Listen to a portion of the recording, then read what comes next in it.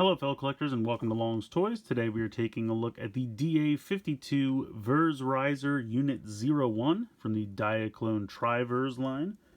This guy's pretty cool. You get kind of this small core unit that has some extra pieces that can have a couple different configurations, as you can see here.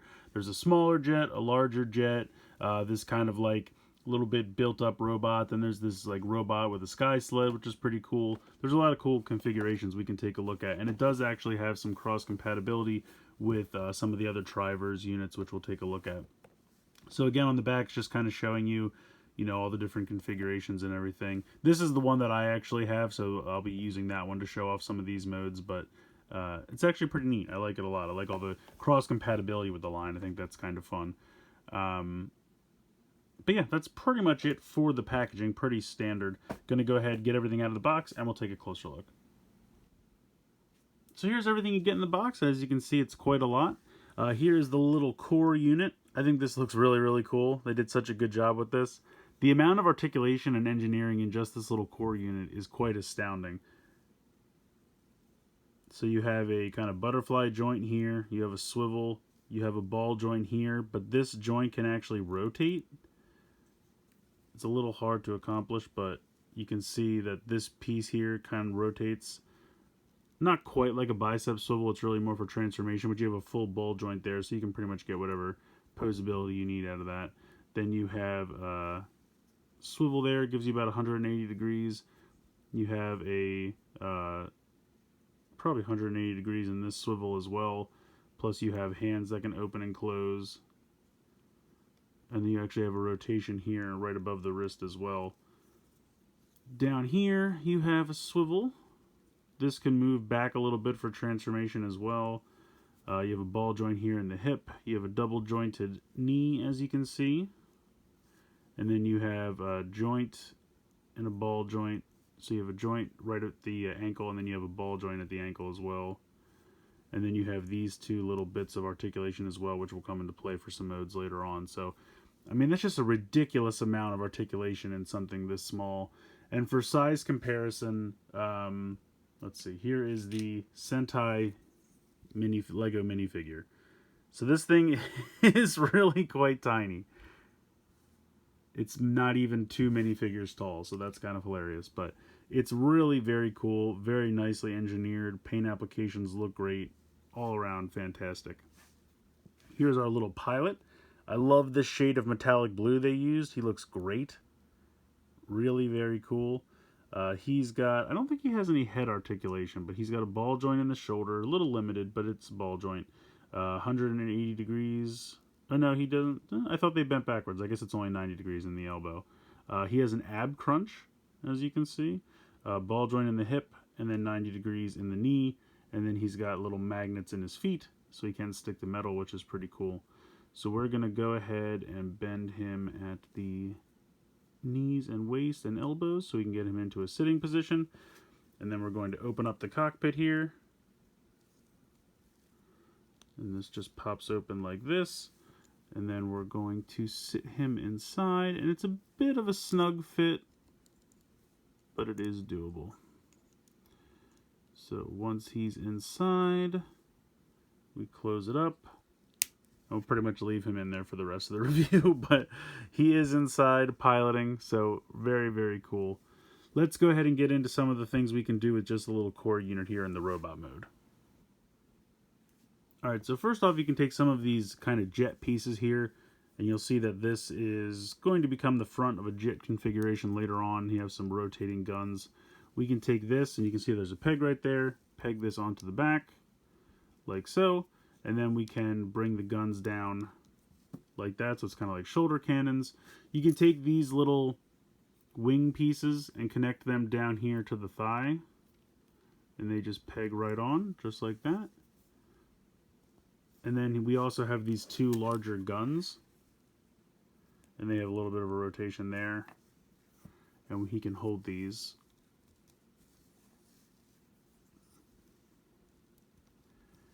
And that gives you kind of like a tiny little flight mode. Definitely nice artillery capabilities here.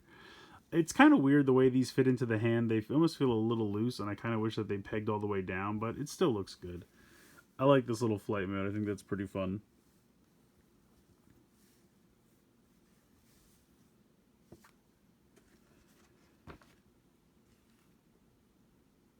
Alright, so let me see here. I'm going through the directions because there are a ton of different modes here. The next thing we can do, he does have this gigantic wing piece. And you can see that this is nicely detailed, nicely painted. You have some wings that can kind of go up like this. You have a rotation here, hinge here. So you can actually take this, if we go ahead and just take this piece off.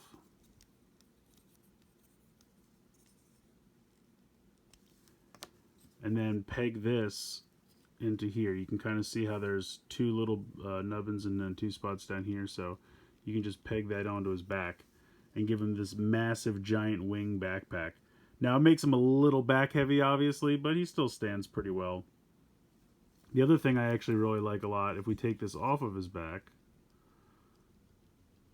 so unpeg that, and then we can push these down like this, and then lift this section up like this. You can actually then peg his feet into these two pegs right here, and it's kind of like a Green Goblin like flying wing, which I think is really cool. I don't know why. Maybe just because I'm a big Spider-Man fan, but you can kind of bend that around, and then it just looks like he's got kind of a cool flying battle platform there, which I like a lot. And if you wanted to take these guns and peg them into here or something like this, you could. Oh, actually, no, they peg in the front here. Here we go. Sorry, I pegged them into the wrong spot. So you could do something like that. I mean, that's another fun part about this line. You know, anywhere there's a peg, you can kind of make your own configurations and things like that. So there's definitely some creative abilities with mixing stuff and you know, doing different combinations, whatever you can think of. But I really like that kind of flying wing configuration. All right, next up we're going to do some transformations with the core itself. So the cool thing you can do here, we're going to bring the arms around. You can see that there's tabs on the back of the, I guess, shoulders here. And they're going to tab into these spots right here on the side. But you're also going to want to rotate this like bicep swivel. You can kind of see how this little piece here rotates around like that. And then you're going to want to bring this up and kind of fold the hand in. So you want to, I guess you don't want to do that all right at first, just because you need to make sure this pegs in first here. So peg this in, then you can bring this up, and then this tab on the like forearm is going to tab in here on the back. So lift that up and tab that in, and then make sure that the hand is up like this. So go ahead, tab that in, rotate this section around, and then this goes like this and tabs in. There you go. So now you have the hands nicely folded back. At this point you can rotate this around 180 degrees and then kind of do like the double jointed backwards knee thing that they like to do for these kinds of little pods. And then we take those guns and peg them on the top. And this definitely reminds me of something like out of Macross, Robotech, this little pod. But I think that looks really cool. So that can just kind of run around with the guns like that. I like the look of that. Another thing you can do, keep these forward, rotate this piece back. Now I think I might have to, do I have to unhook the arms to get this to rotate back? I think I do. So let's unpeg the arms. Just kind of float them out of the way for a second. And then we'll bring this back. Oh, you know what? I have to rotate this around first. That's why I was like, this definitely does not look like it's working correctly. Bring this back. Then we can peg these arms back in. And you might be able to get that back there without moving the arms. I just find it easier to move the arms. Then you can bring this forward and use those extra joints I showed you about earlier on the feet and make kind of like little pincer claws. And then this is kind of just like a little flying, you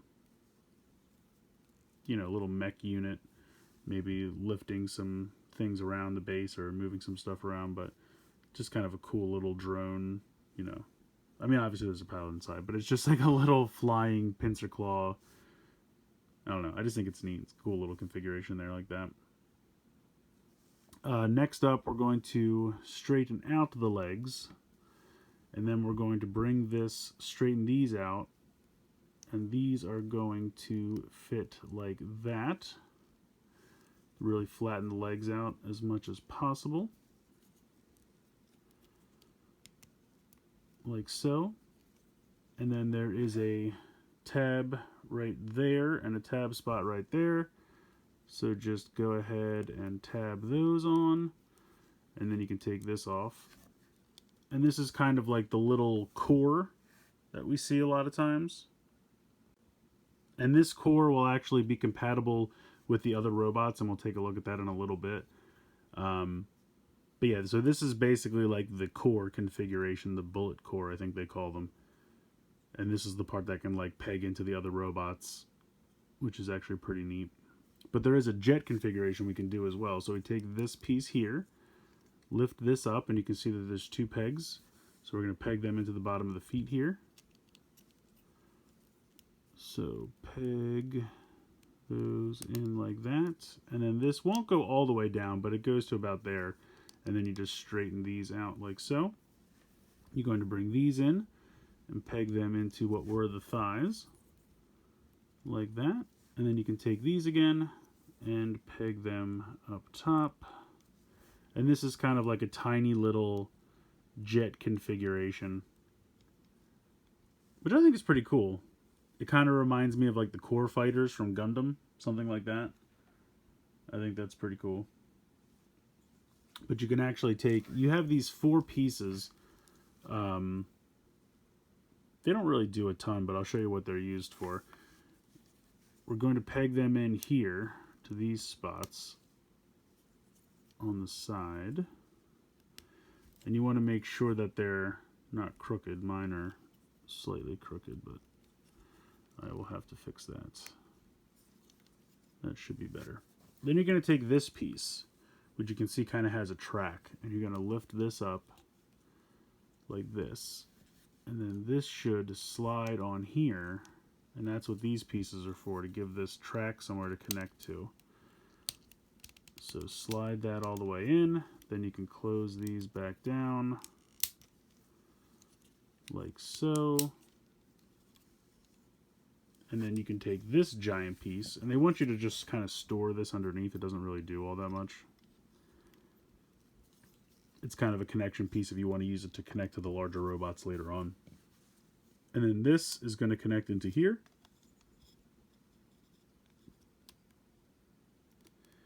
And there you go. Now you have the larger jet configuration.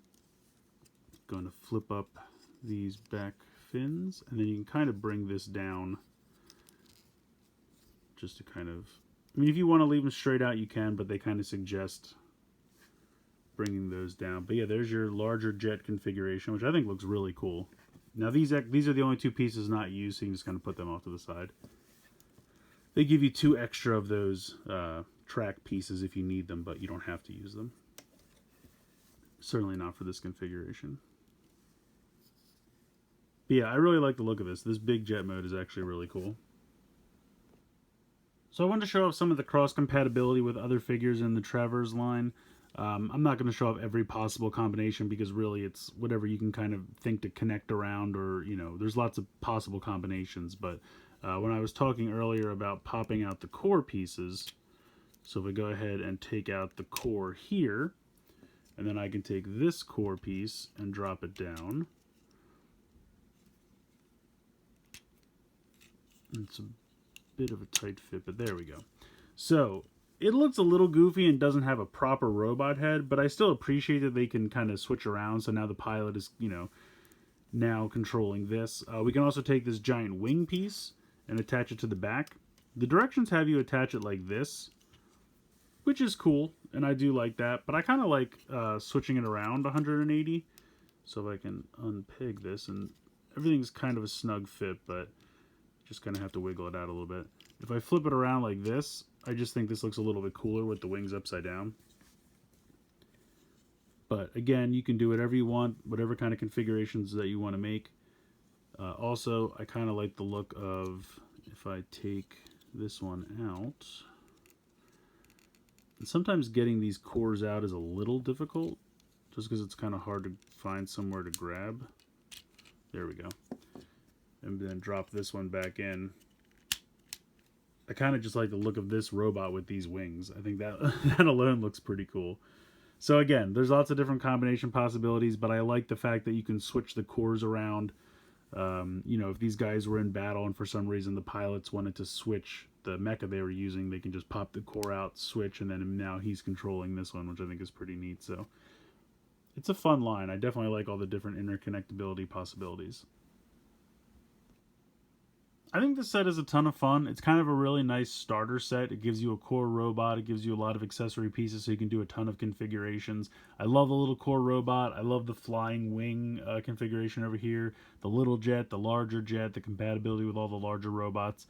It's a lot of fun. I think there's a lot to be had here. Now again, these are a little expensive, but I think it's worth it. I mean, when you look at all the engineering that goes into the amount of articulation in that little robot, it's really impressive. I mean, yes, they are kind of small, but they are hyper engineered, really nice articulation, great paint applications, all the accessories. It's a really nice set. So I definitely recommend this one. Let me know what you guys think in the comments below. Please like, share, and subscribe. Hope you guys enjoyed the video. And as always, thanks so much for watching.